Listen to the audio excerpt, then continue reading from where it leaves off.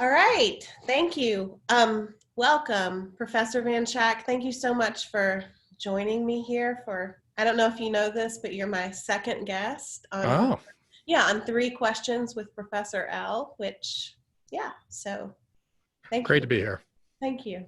Um, so, uh, First question I have for you, I'm wondering is what you think the most important quality or skill or competency HOD students bring to organizations and communities. Yeah, that's a great question. I think every professor who teaches a course thinks maybe what they're teaching is the most important thing that their students need to know. And if they don't think that way, I think they need to redesign their course.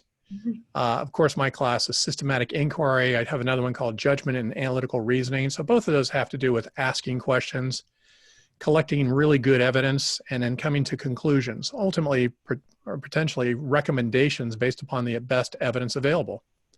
So I guess what I would say is your ability to ask a good question, find the best information available, because surely somebody has done some research on the topic that you're interested in, and then being able to sift out the stuff that's kind of crappy from the stuff that's good, and then present a very clear and concise answer to the question or set of recommendations. And if you can do that for any question somebody comes up with, it could be something related to motivation. It could have to do with, a work process. It could be best materials or how do you structure the environment. Any question that you can come up with, you can find really great information on and then ultimately make a recommendation. And so I think if you can do that, you will have a job for the rest of your life. And I think you'll serve your family and friends with respect to the, personal questions you have very, very well. That's awesome. It's something you can really feel confident about too, isn't it? Sure. And my confidence comes from not how steely my glint is or how ramrod straight my backbone is. My confidence comes from the quality and quantity of evidence I can muster to support a position I have. Yeah. So if somebody asks me a question, they say, what do you think about this? I mean, there are times, Heather, when I just say, I don't know. And it might surprise people because they say, wow, Van Schaack seems like a really confident guy. It's like, I am about things that I'm well educated in. But if I'm not educated about it, I go find out about it. And when I come back and say, this is what we need to do. Mm-hmm. And you say, wow, he seems pretty confident. I wish they would say, why do you think so? And I will slap down all of the research that I've done. And that's where my confidence comes from.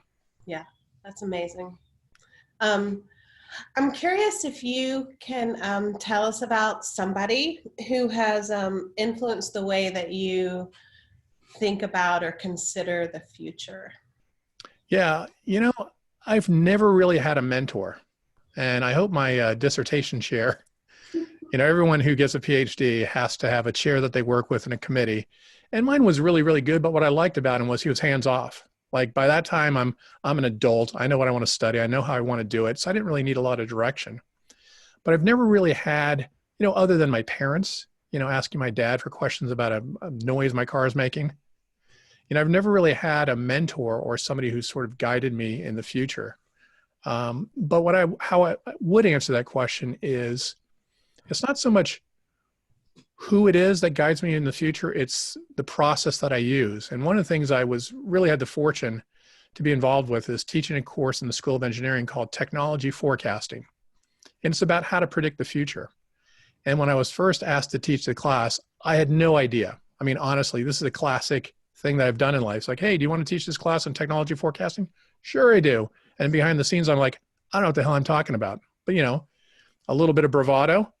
And then I went out and found as many syllabi as I could from Stanford and Wharton and University of Cucamonga on this topic, right? Looked at the books that they were doing, the articles that they were reading, the assignments, and I just created my own little Frankenstein version. Stayed a couple of weeks ahead of my students, right? And then over the course of 10 years, really shaped up the course. And that course and the methods that I teach students and that I use myself help me to think about the future. One of my favorite quotes is by Wayne Gretzky's father, Wayne Gretzky, the famous hockey player. And he said, don't skate to where the puck is, skate to where the puck is going to be, right? So don't chase around what's currently going on in industries or what's happening.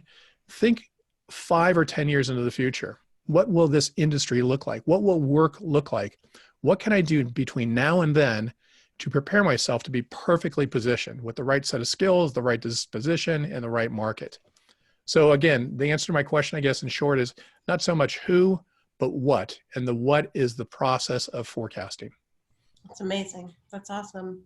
Um, I'm wondering too, we're doing some goal setting in this Mhm. class. So, and we're all kind of in different places in Yeah. terms of thinking about what comes next. But I wonder what kinds of strategies or ideas have been helpful to you in setting professional goals, particularly around, what comes next for you. Yeah. You know what, Heather? I Hmm. have a confession to make. Oh no. I've just never done that. Hmm. I'm awful. Like I'm just a dude and I'm not very good at that kind of stuff. So every job I've had, everything that I've done has kind of shown up. It's been serendipity or circumstance. So, how did I end up working for Apple Computer? My very first job out of college was because I thought I was going to mow lawns for the summer. And I told a guy, it's like, hey, you mowing lawns? He's like, no, I have a job. It's like, dude, you have a job? Like, he'd already graduated from college. And then he told one of his coworkers, and then he offered me a job. So my first job came about as looking for summer work mowing lawns. And then I ended up dropping out of college to work at Apple full time. I was going to study aeronautical engineering, maybe go into the military and be a pilot. But this job opportunity came along, so I quit college. And then, and I'll tell only one more story, but I mean, I've got 20 stories that are just like this. I was at a party, believe it or not, and I may have consumed a beverage or three, and we're playing darts, which is never a good thing. Don't drink beer and play darts too much. And people are talking about, hey man, I want to live in Australia and I want to live in, Portugal. And I was thinking, where am I going to go? And on this wall next to this, in this room was a map of the world. So I just took this dart and I threw it sideways. And I didn't hit anybody, but it landed in the Sea of Japan. So I looked at it and I pulled it out and I said, I think I'm going to go live in Japan someday. And about 6 months later, I was on an airplane going to Japan. And I had transferred to Apple Japan. And that's where I worked for the next couple of years. And guess what? My next company I started was as a result, I met a guy in a ramen shop. And so everything that I've done is it's always been making progress. It's always been in developing skills, learning new things. It's always been sort of relationship driven. But it honestly has not been a 5-year, 10-year, 15-year professional development plan. I always think someday I'm going to grow up and I'll be an adult someday and I'll have a plan. But it just stuff kind of pops up. And I sort of, nowadays I look at my wife, like, what do you want to do? Where do you want to live? And she was the one recently who spun a globe, literally. And we said, hey, let's go move to Austria. So I'm going to be submitting an application next week to be a Fulbright scholar to Austria. Mhm. And if she'd spun the globe and her finger stopped on Moscow, probably would be there. So I don't know, Heather, I think it's a little bit of a letdown for your students to hear that a professor at Vanderbilt has no plans for the future, but mine is really just circumstantial and sort of relationship driven. But that I think could be a relief too to a lot of people, because I feel like my career. I think you talked to men, not to the extent that yours has, but mine too has been a series of unexpected conversations or rooms Mm-hmm. that I walked into. We talk about this in 2400 a lot, and Yep. just being open and being prepared for those Yep. kinds of things and putting yourself in situations where those things can happen is Yes. is a pretty effective strategy, don't you think? Oh, for sure. And I know people who deliberately fly business class and talk to the person next to them thinking I might meet somebody who's really interesting. And you always do. I think the other thing that's really important when it comes to networking, networking is not how many people can you just get to click on OK in Facebook or LinkedIn. Networking to me is who have I done something for? So let's say I met you, Heather, and we're at a conference and we're talking about something cool you're working on. And I'll go, it's really interesting. I said, I just saw an article like this. Let me send one to you when I get home, and I think you'll really like it. Or I'll say, is there something I can do for you? And I'll say that a lot to people. Is there something I can do for you? And occasionally I'll say, sure. And then I just do a little favor for them, just because it's nice to be nice to people. And it's not always like you get a payback from that person, but I think that spirit, that attitude of being giving to people, sort of does pay back. And so one of the companies that I ended up starting years ago, a company called LiveScribe, started exactly that way. I went to a dinner party, met a guy named Jim Margraf. He was head of product at a company called Leapfrog, the educational toy company.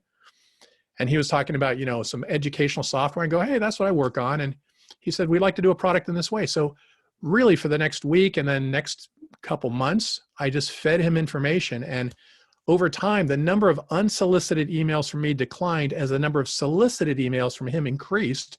So that 6 months down the road, he says, I'm starting a new company. I'd love for you to join us and be part of the team. And that's where I worked for the next 10 years as the senior science advisor, basically the chief scientist. Because for the first couple weeks and months, I just met an interesting guy and shared emails with him and shared information with him. And to me, that's networking. Networking is doing things for people, and then not because of quid pro quo, but it kind of comes back a little bit. That's so funny because I never knew that you thought that. And that is what I tell students to do all the time in 2400, especially if they have an interesting conversation with someone and they want to keep in touch with them. Yep. I say, how should I keep in touch with them? And that is my favorite strategy too, because I'm always reading articles and things like that. I said, Sure. Maybe you read an article and you think, oh, that reminds me of that conversation we had. You send it to them. And Yep. I don't know. And I do that now with students who connect to me on LinkedIn. Mm-hmm. And I still think about students in the old days. I think about projects they worked on that they were clearly passionate about. And now they're off at Google or they're off at the World Health Organization or something, and say, hey, I saw you and thought of you, and here's an article. And they're always very positive and responsive. And they get back, oh, thanks for thinking of me. I can't believe you remembered or whatever. And what's great about that is then a student who's currently at Vanderbilt says, hey, do you know anybody at Google or the World Health Organization? I go, yeah, I know Andrew. He's a really great guy. And I think you're a great person. I'd be happy to make an introduction. So not just about making new relationships, but maintaining the ones that you have because you're thinking about them. You remembered what they're interested in and you found something. And that's just a kind of a, what my grandma would call a little happy. It's a Southern thing. It's like, oh, I thought of Heather and I sent her a little happy. I sent her a little message about some article that she really liked. Yeah, that's great. I love it. Okay, I think we did actually probably like 4.5 questions, but that's fine. That's me. Fine. Yeah, me too. So, okay, thank you so much. I really appreciate it. It was a pleasure. Thank you. And I'll talk to you soon. Look forward to it. Okay.